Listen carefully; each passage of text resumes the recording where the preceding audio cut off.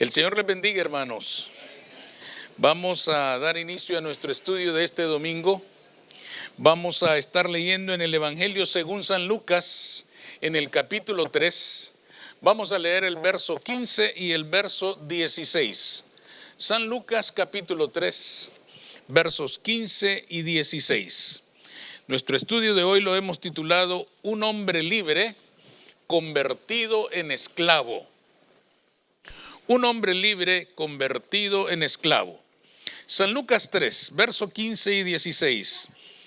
Como el pueblo estaba en expectativa, preguntándose todos en sus corazones si acaso Juan sería el Cristo, respondió Juan diciendo a todos: yo a la verdad os bautizo en agua, pero viene uno más poderoso que yo, de quien no soy digno de desatar la correa de su calzado. Él os bautizará en Espíritu Santo y fuego. Pueden sentarse, hermanos. Juan el Bautista, hermanos, es un hombre extraordinario, un verdadero gigante en el Señor. Cuando Jesús aparece en la tierra, cuando Jesús inicia su ministerio público, Juan el Bautista ya es grande. Juan el Bautista ya es admirado.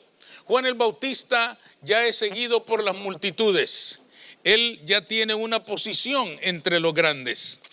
Cuando él predicaba en el Jordán, las almas eran conmovidas. A Juan el Bautista no solo le escuchaban porque su mensaje fuera bueno, le escuchaban porque su mensaje conmovía las almas de las personas que le escuchaban. Cuando él hablaba del arrepentimiento, entre aquella multitud, muchos corrían a ofrecer el perdón o a pedir el perdón a quienes habían ofendido.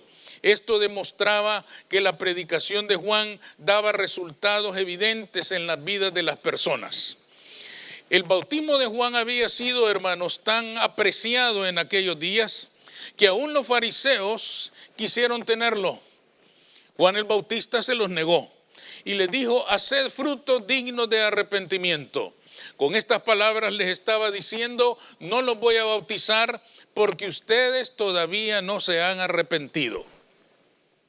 Pero que los fariseos, hermanos, vinieran a buscar el bautismo de Juan, nos indica a nosotros en cuánto aprecio, cuánto valor, cuánto significado tenía el bautismo de Juan.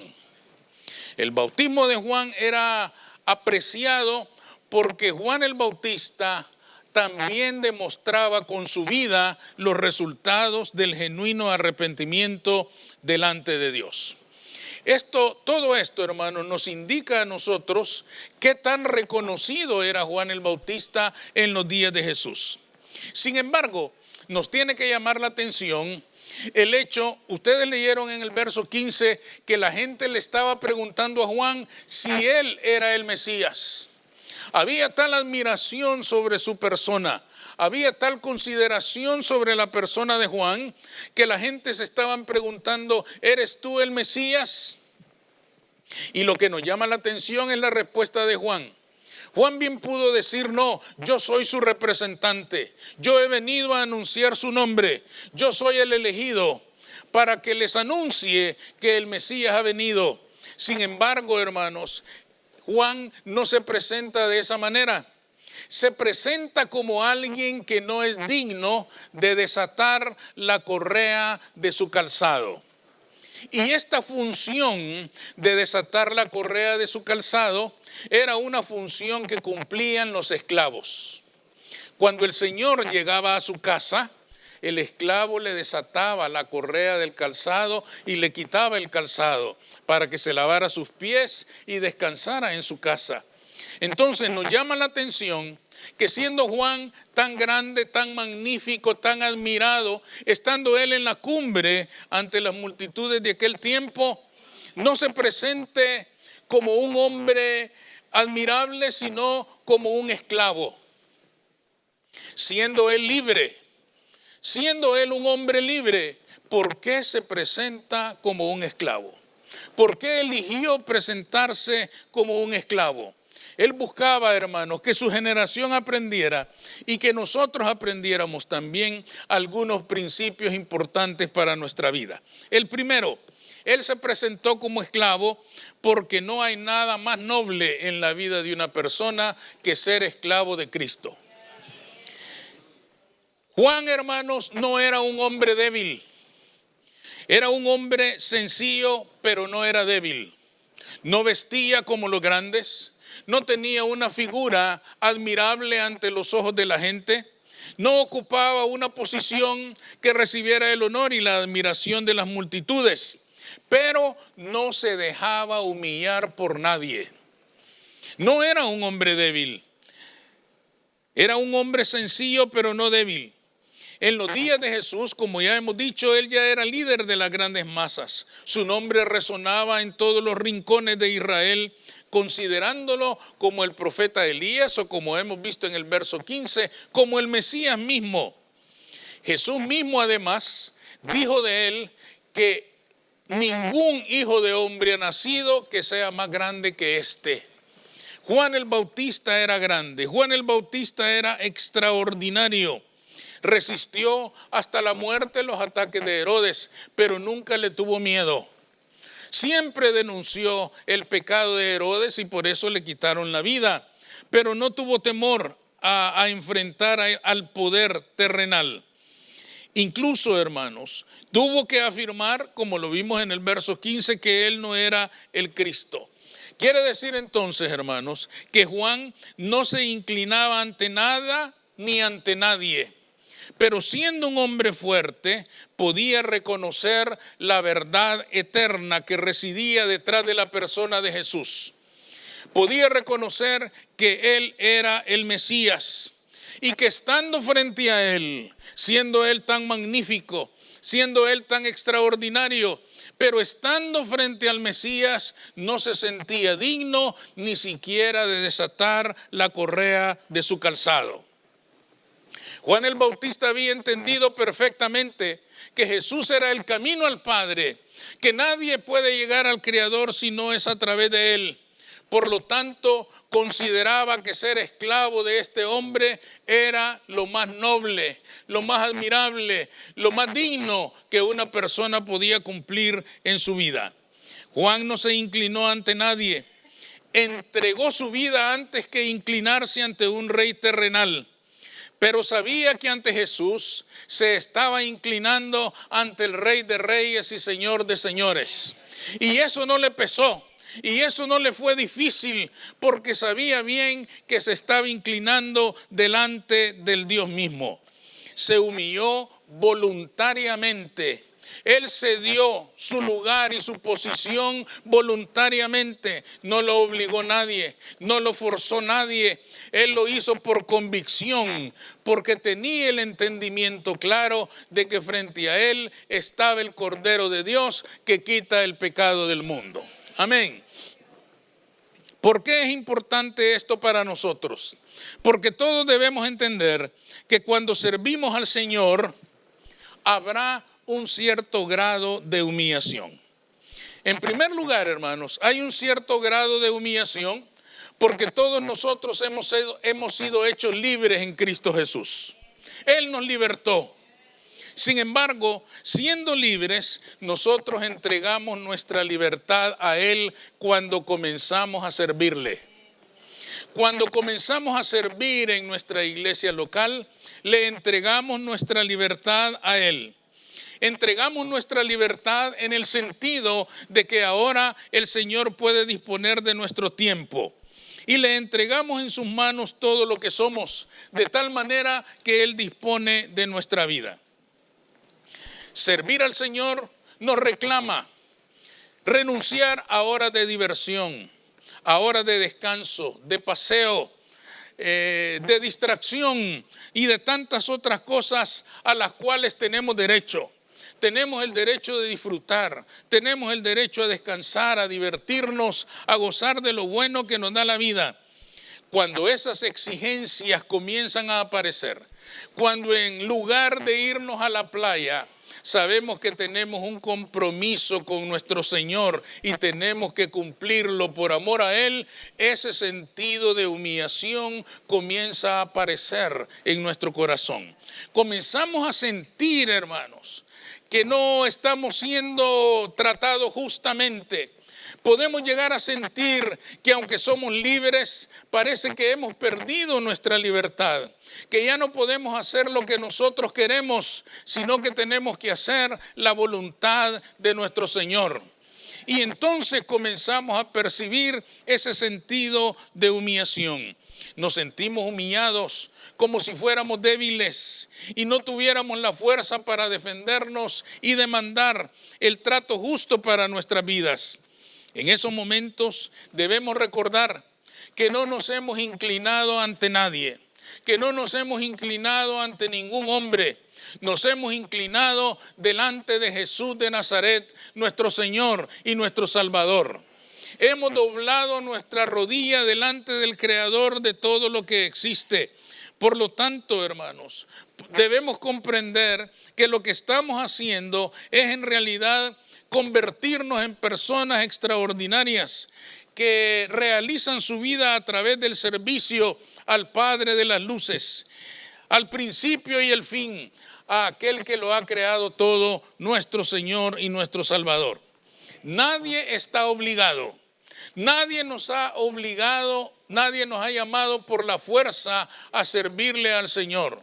Cuando le servimos voluntariamente, desde nuestra libertad. Decidimos entregarle nuestra vida para que disponga Él de nuestra vida y poder servirle y contribuir a extender su reino en esta tierra. Esto es sumamente importante porque de repente nos llaman para recordarnos que tenemos que servir el domingo. Y nuestro líder nos hace una llamada el sábado por la noche. Y a lo mejor él no tiene la habilidad de ser muy amable. Y entonces la llamada duele más. Porque nosotros estamos planeando para el domingo. Pero nos llama nuestro líder y nos dice: hermano, no se olvide que mañana tiene servicio. No nos lo dice amablemente, sino que nos lo demanda. Recordemos en ese momento, hermanos, que no es a Él a quien estamos sirviendo. Estamos sirviendo a nuestro Señor. Estamos sirviendo al que nos dio la vida. Estamos sirviendo al que nos salvó. Estamos cumpliendo con la tarea más noble que un ser humano puede desarrollar en este mundo: servir al Rey de Reyes y Señor de Señores. Amén. En segundo lugar, hermanos, Juan quería que aprendiéramos. Juan se hizo esclavo, siendo libre, porque el esclavo está cerca de su Señor. Juan el Bautista ya había realizado una gran obra para el Maestro. Había proclamado su llegada y el mundo lo había escuchado. El mensaje de Juan todos lo conocemos: arrepentíos, porque el reino de los cielos se ha acercado. Pero si nosotros nos fijamos bien, todos esos años en los cuales Juan predicó en el Jordán y bautizó a mucha gente en el Jordán, él predicó en las plazas, en las ciudades y por cualquier otra parte, lo hizo estando solo, sin la presencia física de Jesús. El Maestro aún no aparecía en la escena. Juan el Bautista anunciaba que el reino de los cielos había llegado y que en cualquier momento aparecería el Cordero de Dios, pero no se miraba por ninguna parte. Las masas lo escuchaban atentamente. La gente le admiraba por su mensaje directo y claro, demandante y exigente, valiente, hecho sin miedo y sin temor. Pero Jesús todavía no aparecía. Pero aquel día, cuando finalmente Jesús apareció, Juan el Bautista dijo: he aquí el Cordero de Dios que quita el pecado del mundo. Con esto estaba diciendo: ha terminado mi labor. Aquí está ya el que yo anunciaba. Aquí está ya el objetivo y el fin de todo lo que he hecho. anunciar a quien ya está presente en esta tierra. En aquel momento, hermanos, fijémonos bien que en ese momento Juan el Bautista se dispone a abandonar su posición de estar en las alturas, su posición de estar admirado por las multitudes, su posición de estar en la cima, en lo más alto. Y es en ese momento cuando él pronuncia aquellas palabras tan impactantes: es necesario que yo mengüe, pero que él crezca. Fíjense bien en estas palabras de Juan, hermanos. Juan es muy realista y dice: es necesario que yo baje para que él suba. A mí me impactan estas palabras, hermanos, porque Juan el Bautista está reconociendo que si él no bajaba, Jesús no podía crecer. Es algo extraordinario esto. La gente a quien estaba acostumbrado y habituado a seguir es a Juan el Bautista, no a Jesús. Por lo tanto, si Juan se quedaba en las alturas, iba a ser muy difícil para Jesús superarlo. Juan el Bautista dice: es necesario que yo mengüe y que él suba. Mi trabajo ha terminado, mi tarea está finalizada. Hoy es el tiempo de que el mundo ponga los ojos en Jesús de Nazaret, porque yo no los voy a salvar, Él los va a salvar. Porque yo no los voy a hacer libres, Él los va a hacer libres. Porque yo no los voy a traer a la vida, Él los va a traer a la vida. Es necesario que yo mengüe y que Él crezca. Palabras extraordinarias que denotan el carácter extraordinario de este hombre. ¿Por qué es importante esto para nosotros? Porque nosotros debemos saber que cualquier función en el servicio a Dios, cualquier función en el ministerio al Señor nos acerca a Él o nos debería acercar a Él. Seguramente, hermanos, que habrán funciones en las cuales, hermanos, algunas funciones aparecen superiores a otras. Hay funciones, hay ministerios, hay posiciones en la iglesia que están muy lejos de ser posiciones de desatar la correa del calzado del Señor. Pero Juan el Bautista estaba diciendo: yo prefiero ser esclavo a ser Señor, porque siendo esclavo estoy cerca del Maestro. Porque para que el esclavo cumpliera su función tenía que estar cerca de su Señor. No le podía desatar la correa de su calzado si no lo tenía enfrente. No le podía servir la mesa si no lo tenía enfrente. No le podía asistir en todas sus necesidades si no lo tenía enfrente. Yo creo que para un señor de aquella época, el esclavo convivía más con él que muchas otras personas que estaban a su alrededor. Y esto lo miraba Juan el Bautista. Juan el Bautista, cuando dice: no soy digno de desatar la correa de su calzado, está diciendo: qué bueno que fuera yo digno, porque si yo le voy a desatar el calzado, voy a estar cerca de él. Y eso es mejor que ser admirado por las multitudes. Eso es mejor que ser seguido por las multitudes.